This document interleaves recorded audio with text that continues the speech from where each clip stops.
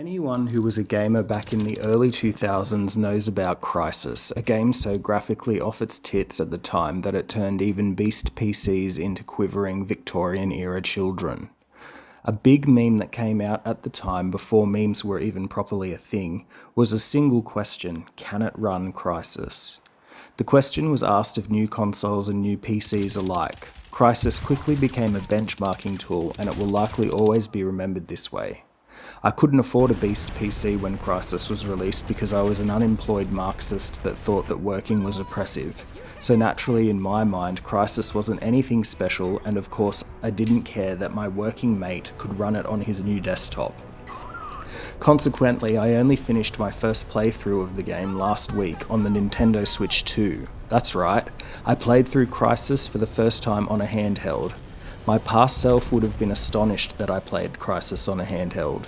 Handheld is basically where I'm at now, as I can enjoy gaming while my children get parented by South Korean CGI cartoons. So what are my thoughts on it? The story in Crysis is pretty laughably bad.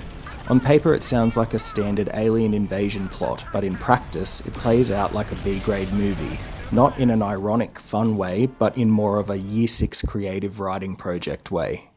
We open with a pastiche of the classic 1987 movie Predator with a mutilated body dangling from a tree, and you'd at first be forgiven for thinking that the game is a survival horror. Soon enough, you are shooting North Koreans, and the game is largely a military-esque first-person shooter for most of the time. At the end of the game, the North Korean bad guys are replaced with undulating tentacled aliens, which are not as fun to kill, but they aren't in the game for very long. Crysis was never really aiming for narrative depth. It's not a Bioshock or Deus Ex, and a game doesn't have to be a narrative masterpiece to be enjoyable. Just look at some of the Call of Duties. So what's the gameplay like? Well, Crysis really is a snapshot of a game genre in transition.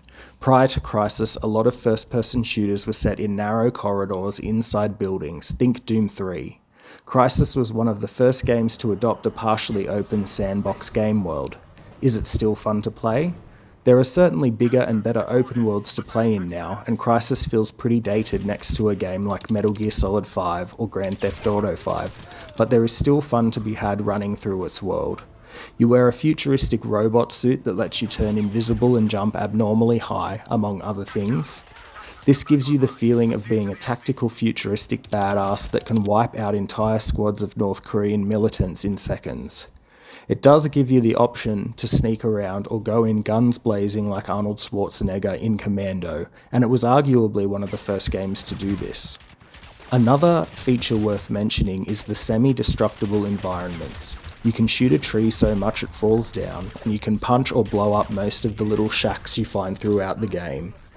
Even though I think this feature is awesome, I didn't really end up using it all that much. The guns in Crysis feel satisfying to shoot for the most part. I don't know whether it was because I was playing on Switch, but the shotgun didn't feel satisfying to shoot. Not in the same way that the shotgun from Doom 2 or Half-Life 2 did. It might have something to do with how the physics are rendered in the Switch version.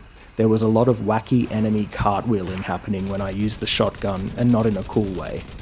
Would I recommend Crysis? Sure, if it's on special and you haven't played it before. Just don't go in thinking you are going to have your life changed. Grizzly Adams did have a beard.